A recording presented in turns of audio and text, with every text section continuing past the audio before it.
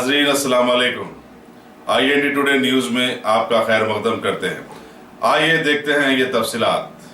कश्मीर के मुमताज सहाफ़ी और DNA के तजिया निगार इफ्तिखार गिलानी ने कहा कि कश्मीर में अवाम अपनी रियासत और उनके साथ होने वाली नाइंसाफियों के खिलाफ एहतजाज कर रहे हैं, जिससे अलहदगी पसंदगी का नाम दे दिया गया।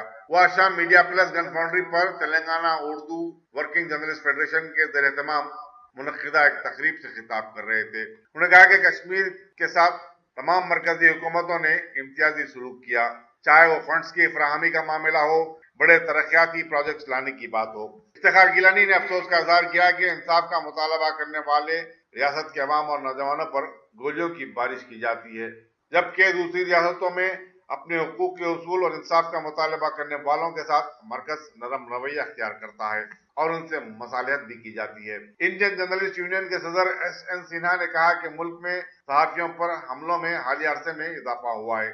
आजादी सहाफत पर तरह तरह की पाबंदियां आयद की जा रही हैं। उन्होंने कहा कि मुल्क के सहाफी अपनी आजादी पर कोई समझौता नहीं कर सकते। वह गोई के अपने मिशन पर सख्ती के साथ कारबंद रहेंगे। उन्होंने कश्मीर के सहाफी शुजात बुखारी की हलाकत पर सदमे का इजहार करते हुए कहा कि कई सहाफियों ने उसूलों के लिए अपनी जान की कुर्बानी दे दी। फेडरेशन के सदर MM माजिद ने सदारत की। इस तकरीब में साबिक सफीर B विनोद, सदर शोबे NRI प्रदेश कांग्रेस कमेटी, अमीर जमात इस्लामी तेलंगाना हामिद मोहम्मद खान, नायब सदर तामीर मिल्लत जियाउद्दीन नैयर के अलावा सहाफियों और समाजी कायदीन की बड़ी तादाद शरीक थी। इफ्तिखार गिलानी ने शुरुका के सवालात के जवाब भी दिए। इब्तिदा में हफ्तेवार अखबार गवाह के एडिटर फाजिल हसन परवेज ने खैर मकदम किया, जबकि सीनियर जर्नलिस्ट हबीब अल जिलानी ने कार्रवाई चलाई। नायब सदर फेडरेशन ताहिर रमानी ने आखिर में शुक्रिया अदा किया।